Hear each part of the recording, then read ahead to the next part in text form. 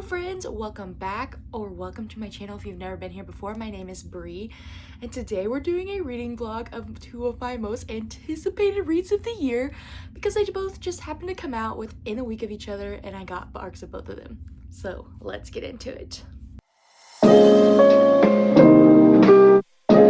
Okay, I decided to do this little reading vlog because I am on Catherine Cowles' arc team and I'm on Samantha Young's arc team. So basically, they're the only two authors, and Devney Perry, that I really am signed up for the arc teams of because I'm just not a big arc reader anymore. I just get overwhelmed and I don't read them and I'm such a mood reader. However, those three authors are like my go-to, so I want to get every arc that I can for them. And so I got the arc for Secret Haven and the arc for Half-Light Harbor by Samantha Young. These are two of my most anticipated reads of the entire year. They both just happened to come out in October, and I got the arcs of both of them within a week of each other. So that's not a lot of time to read either of these, and they're both so anticipated that I knew I wanted to read both of them as fast as I can. So why not bring you guys along on the journey for me? So I have a physical copy of Secret Haven, and I got the special Single Guardian trope arc. It is so cute. I am obsessed. Single Guardian's one of my favorite tropes. But I also have both versions on my Kindle. So I have the e-arc for Half-Light Harbor on here and the e-arc for Secret Haven on here. So I'm super excited to dive in. So Secret Haven is the last book in the Sparrow Falls series, which has been so freaking good. One of my all-time favorite Catherine Cowles series, which there's just something about her writing, like it works for me almost every single time. I've given maybe 2 of her books below a 4-star. I don't even know if it's been 2, it might just be 1. But the rest have all been 4 or 5 stars, and the majority have been 5 stars. They just freaking work for me. I love the Sparrow Falls series, but this book has been the one I've been waiting for since Fragile Sanctuary. I read that book and I immediately knew Kai and Fallon should be together. I knew they were going to get a book. I had my hopes up, and when it was revealed, my year was made. I could not wait to get my hands on this. I know this is going to be the perfect conclusion, but I know it's going to wreck me. Now, Half-Light Harbor is Samantha Young's first book in her newest Scottish Isle series, which is another romantic suspense series set in Scotland. And if you know me, you know that I love the Adair family series and the Highland series, which are both romantic suspense series set in Scotland. So I'm so excited to dive into this one. I have already started this one and I'm about 25-ish pages in. So I really want to just like binge it and get it out of here, and also do the same with Secret Haven. But I'm gonna try to like read it a little slowly so I can give you guys my thoughts as we go. So let's get into it.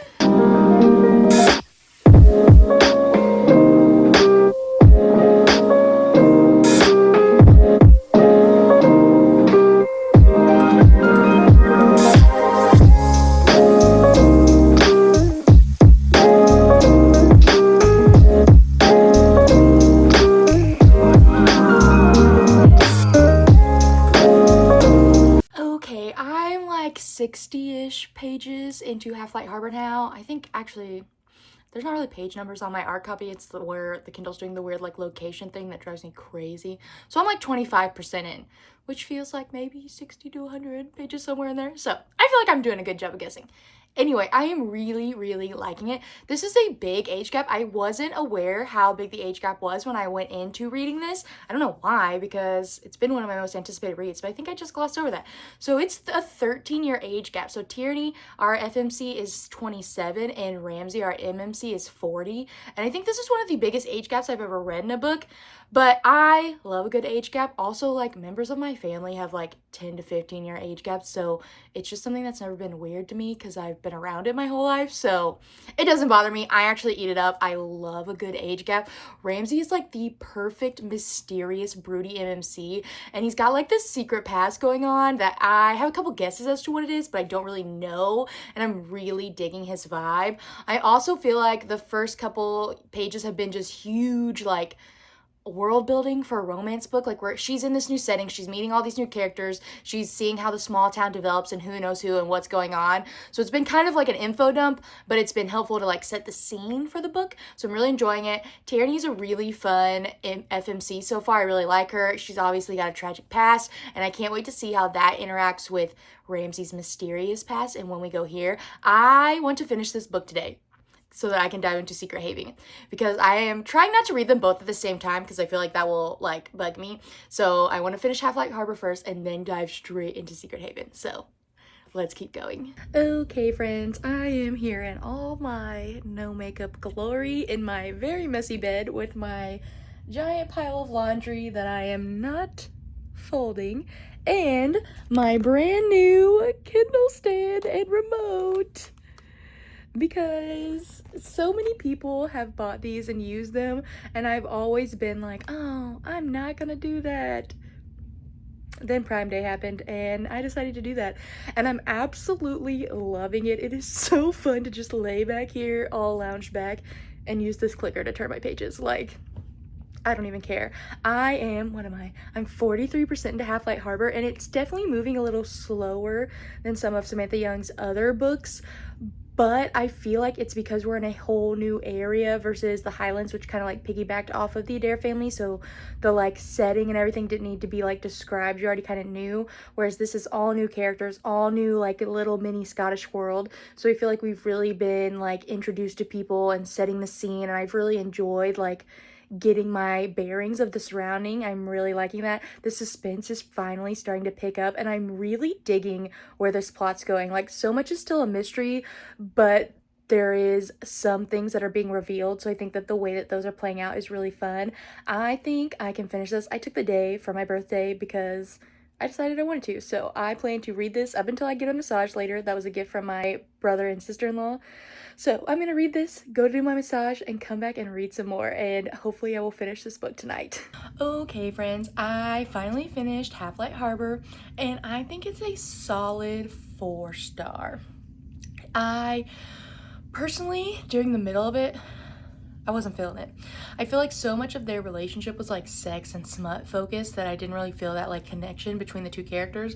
So I like loved them as individual characters. Like Tierney and Ramsay were such fun main characters, but for a lot of the book, I really didn't feel them connected as like in a relationship. Like there wasn't enough emotional depth for me.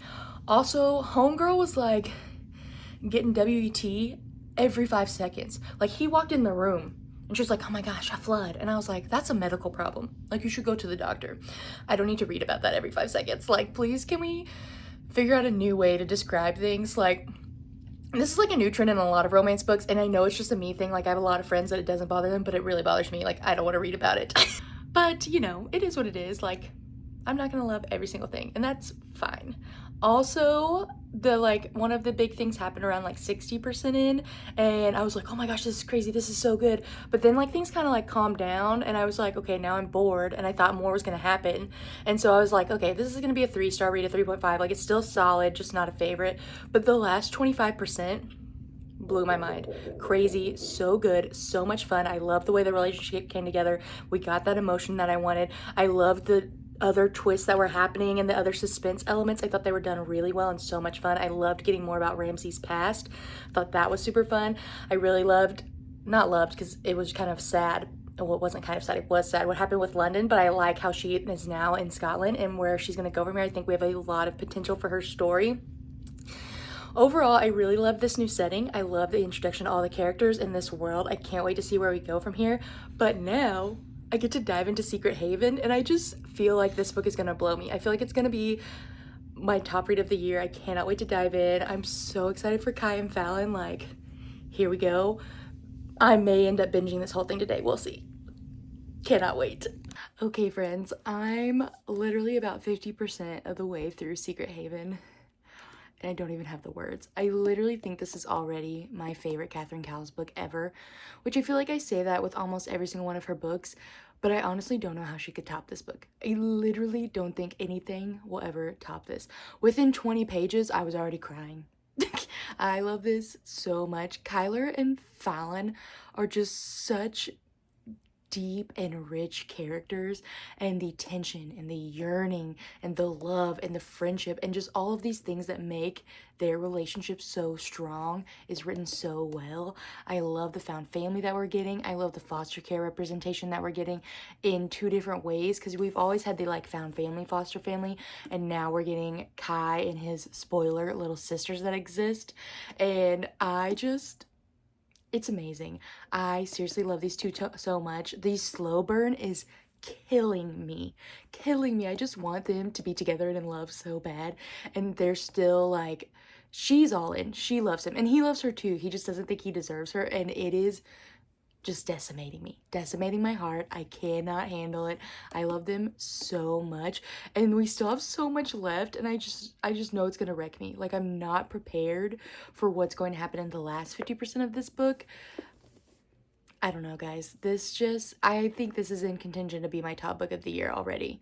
It's amazing. Also, I haven't showed this yet, but I got the Single Guardian trope arc of this, and when I saw this trope, I didn't really know like how it was going to play into the story, because I tried to go into this book as blind as I possibly could, because I really wanted to be surprised about things and to let the story like grow naturally, so I didn't like know what was happening. And so when I first saw that Single Guardian was a trope, I kind of thought maybe Fallon, because she's a social worker, like maybe something would happen with her job and she'd have to take control of some kids. And so then they were working through that. But I love the way that it has come about, with it being his actual biological sisters and ones that he didn't even know about. And just all of the emotions and layers and depth that plays into the story. I think Catherine Cowles has done a phenomenal job of writing that and developing that in the story so far, and I'm only 50% in, so just know that more is coming.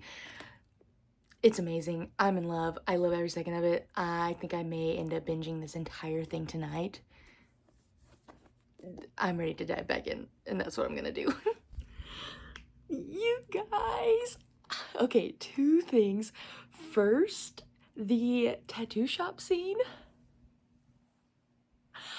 I was on the floor. Her like picking out a tattoo that perfectly represented them and having him tattoo it even though she's scared of needles. I'm in love. I love them. I love them. The slow burn is done. We are getting into the nitty gritty. I ate it up. And then we have a Hayes Easton cameo. I love Hayes so much. Wolf Gap, my jaw dropped. I was so excited. As soon as he showed up, I was like, my boy is back. I love Hayes. He's from Tattered Stars, one of my all-time favorite Catherine Cowles books, 5 out of 5 stars. I couldn't believe it. That may be one of my favorite surprise twists I've ever had in a book. I'm at like 86%. And I'm gonna binge it. I'm gonna finish it tonight.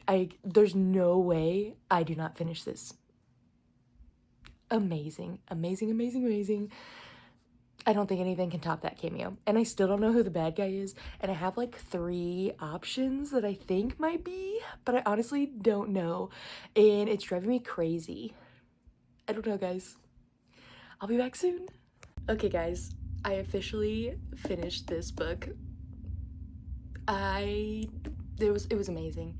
My favorite book of the year, my favorite book in the series, my favorite Catherine Cowles book. This book was everything I wanted and more. I honestly think Catherine Cowles did her big one with this one. She blew it out of the park. She executed everything that I wanted and everything that I didn't know I wanted so well.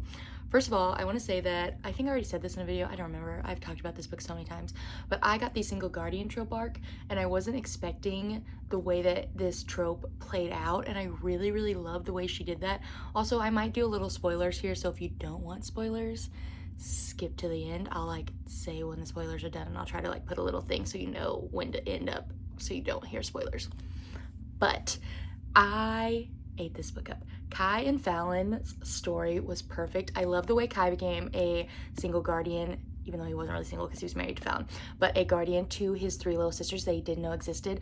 I was not expecting that to happen in this book, and it absolutely gutted me when she found out. I loved the way that it showed the different dynamics of adoption and foster system, and, you know, meeting a brother that you never knew you had, and the reactions from the different age levels, from like a teenager at 14 to a middle schooler to a little kid, and how all of them had different reactions and different things they wanted.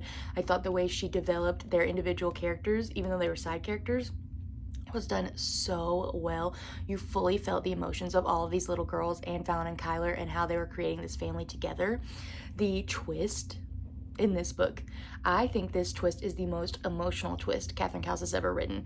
I did not see it coming at all. I had like 4 other suspects in my head before this kid would have even been in it, and the fact that Evan was the guy, and the way that it was written, because I honestly thought that it was something to do with the motorcycle club, or maybe that Jericho was a person, or even Mateo or something like that. And so the fact that it was Evan, my jaw was on the floor. I literally did not see that coming at all. I so haven't recovered from it. And the fact that he ended up being Kai's half brother, I was literally crying. Like, I'm not okay. That twist was brutal and genius and so well done.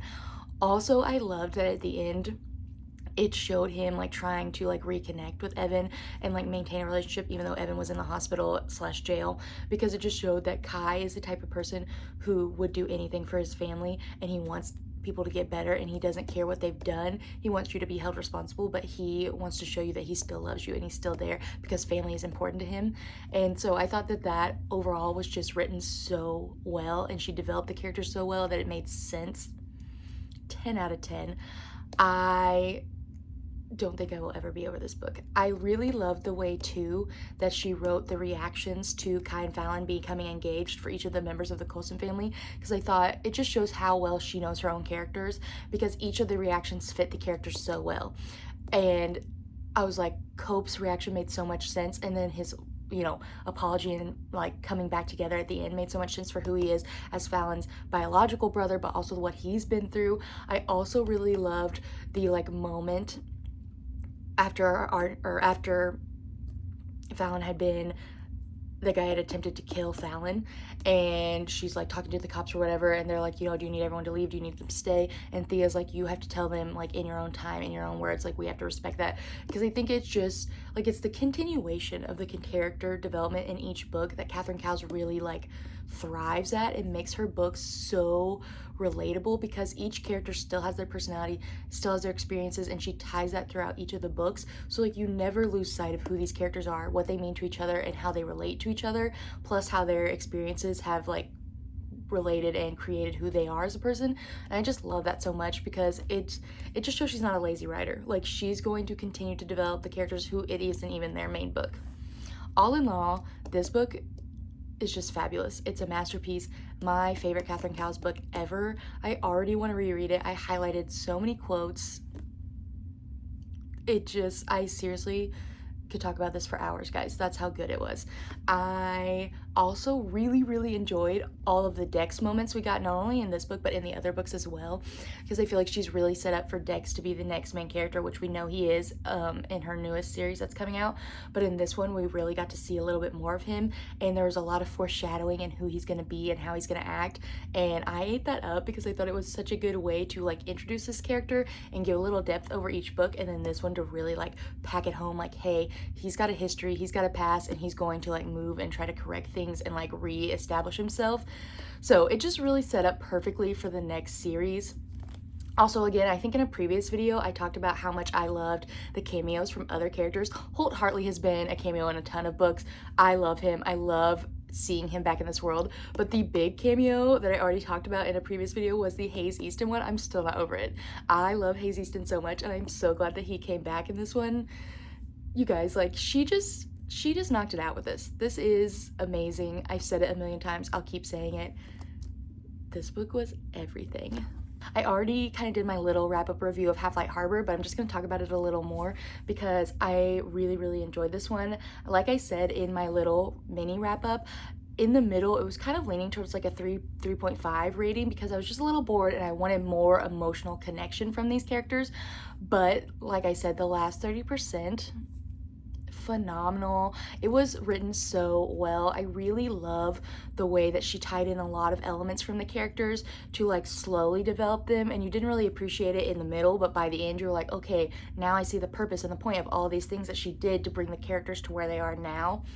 Phenomenal. I love this setting. I love the island, the Scottish, like just the atmospheric feeling of how she created this setting is so good and a little different from her other Scottish books, at least the like Scottish romantic suspense books, and so you still get to like feel the same kind of vibes, but it's completely different.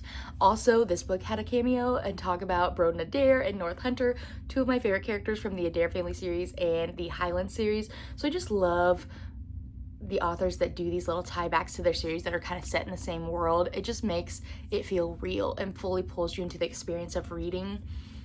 It just shows that you are a good writer, in my opinion. I love Samantha Young. I love Catherine Cowles. These were both two of my most anticipated reads of the entire year, and they totally knocked it out of the park for me. I cannot wait to see where these authors go from here. I'm ready for the next book in the Scottish Isles series, and I'm ready for Catherine Cowles' newest series.